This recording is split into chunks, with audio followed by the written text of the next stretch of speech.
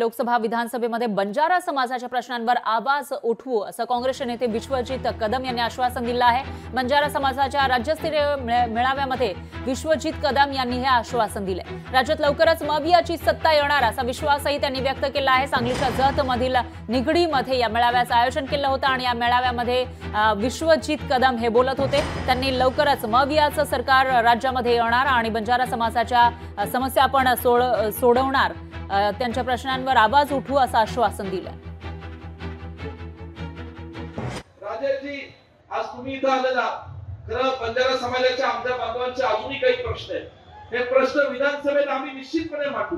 विक्रमदादा आहेत, मी आहेत, लोकसभेत विशालदादा निश्चितपणे मांडतील आणि येणाऱ्या विधानसभेच्या नंतर मला आपल्याला सांगायचंय, मी महाराष्ट्राचा 2 वेळा अध्यक्ष राहिलो, महाराष्ट्रात अनेकदा फिरून मी काढला।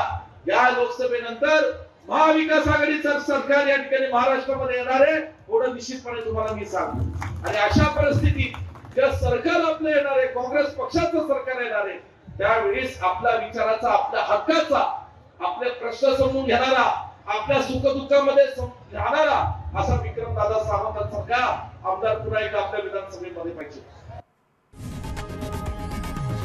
लोकशाही मराठी ऐका, पहा, जागरूक रहा।